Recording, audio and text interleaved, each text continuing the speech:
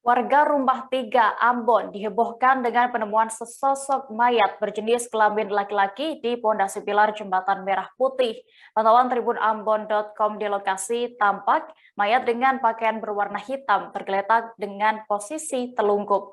Sebanyak 8 unit speedboat dikerahkan untuk mengevakuasi mayat itu. Proses evakuasi berlangsung cukup sulit lantaran tingginya pondasi pilar JMP mencapai 3 meter. Setelah berhasil dievakuasi, mayat itu kemudian dibawa ke Rumah Sakit Bayangkara Polda Maluku untuk proses identifikasi. Informasi lengkapnya akan disampaikan oleh rekan jurnalis Tribun Ambon, Dedi Aziz yang kini sudah tersambung bersama kami. Halo, Dedi. Ya, halo rekan Dea.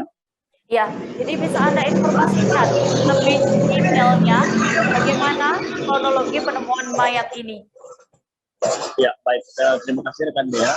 Untuk penemuan mayat di kawasan Rumah 3 Kota Ambon itu awalnya ditemukan oleh seorang pendayung perahu bernama Ecol, pria berusia 54 tahun. Tepat pukul 11 waktu Indonesia Timur, Ecol seperti biasanya mendayung perahu menyeberangi Ambon. Nah, ketika dia itu dia melihat sesosok mayat yang sudah terbaring di atas pilar pondasi Jembatan Merah Putih dengan kondisi bersimbah darah. Kemudian Ecol melaporkan kepada warga sekitar untuk selanjutnya dilaporkan kepada pihak kepolisian setempat. Seperti itu, Dea.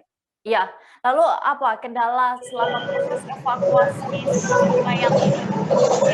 Ya, seperti yang tadi sudah rekan Dea sampaikan bahwa kendala dalam mengevakuasi jenazah tersebut karena memang hujan yang terus mengguyur Kota Ambon. Selain itu juga tingginya pilar dari permukaan air laut juga mencapai 3 meter, sehingga menyulitkan petugas kepolisian maupun TNI untuk mengevakuasi tersebut.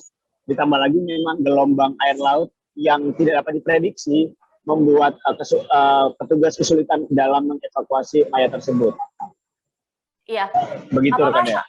saat ini sudah diketahui identitas dari mayat tersebut, Dedi?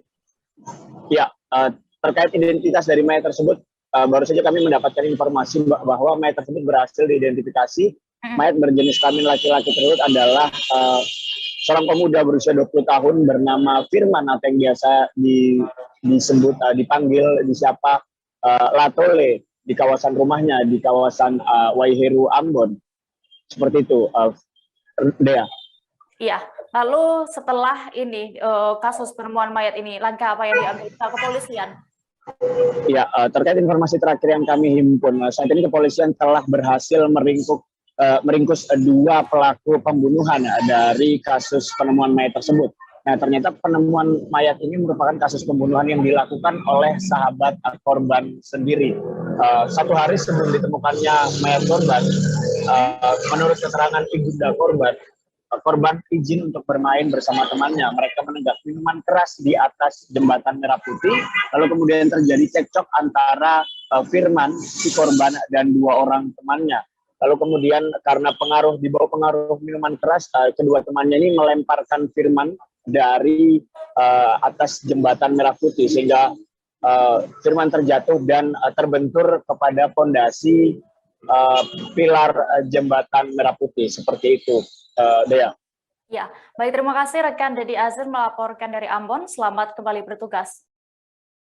Tribuners, informasi tadi sekaligus menutup perjumpaan kita dalam live update siang ini. Dan jangan lupa untuk terus memperbaharui kabar terupdate lainnya hanya di kanal YouTube Tribun News. Dan kembali Tribuners, lantaran masih di tengah pandemi, kami mengingatkan kepada Anda untuk selalu menerapkan protokol kesehatan dimanapun berada. Mewakili kru yang bertugas, saya Diamita pamit. Terima kasih dan sampai jumpa. Jangan lupa like, subscribe, dan share ya!